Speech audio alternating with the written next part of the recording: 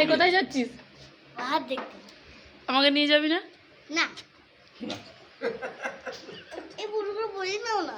আজকে পরম ওর মামু আর ওর বাবা যাচ্ছে পাঞ্চেত ড্যাম আর গড় পঞ্চকোট পাহাড় ঘুরতে। তো অনেকটা যে দূরের রাস্তা, সেই কারণে কেউ আজকে দুপুরে ঘুমোয়নি। ওর বাবা তো স্কুলে যাওয়ার আগেই বলে গেছিলো যে স্কুল থেকে ফিরে ওদেরকে নিয়ে একটু বেরোবে, সেই কারণে কেউ ঘুমোয়নি। 4:30টার দিকে স্কুল থেকে ফিরেছে, এখন প্রায় বাজছে 4:45টার মতো। তো ওরা রেডি হয়ে গেছে, আর এই যে এদিকে পরমকেও আমি রেডি করিয়ে দিলাম। আর পরম আমাকে বেরোনোর আগে একটা হামি দিল। এই যে ওরা রেডি হয়ে পড়েছে আর বেরিয়ে পড়েছে, কারণ দেরি হয়ে গেলে অনেকটা রাস্তা তো ফিরতে সন্ধ্যা হয়ে যাবে। সেই কারণে আমি বলছিলাম যে একটু দেরি না করতে, তাড়াতাড়ি যেন বেরিয়ে পড়ে। আর আমারও যাওয়ার খুবই ইচ্ছা ছিল, কিন্তু থাক আজকে আর যাবো না, অন্য দিন যাব। তো প্রীতমারে আসবে, তখনই ভাবছি সবাই একসঙ্গে যাব। আর পরমের বাবা বাড়ি গিয়েছিল, ভাইও কোথাও বেরোতে পারেনি। একা একা ঘরে বসে থাকতো, একা একা নয় মানে বাচ্চাগুলোর সঙ্গেই থাকতো।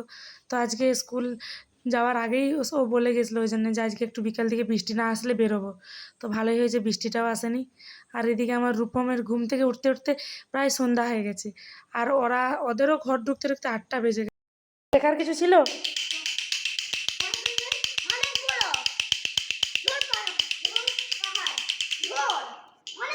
ঘুমাচ্ছিল নাকি?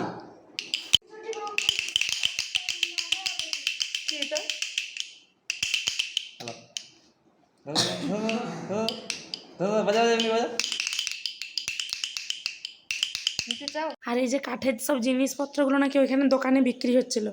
তো দোকানে দেখতে পেয়ে এই যে একটা ধূপদানি, ওই যে রূপমের একটা ডুগডুগির মতো, আর ওই যে পরমের বাবা যেটা দেখাচ্ছিলো ওইটা ফোন টোন রাখা যায়, চাবিকাঠি রাখা যায়।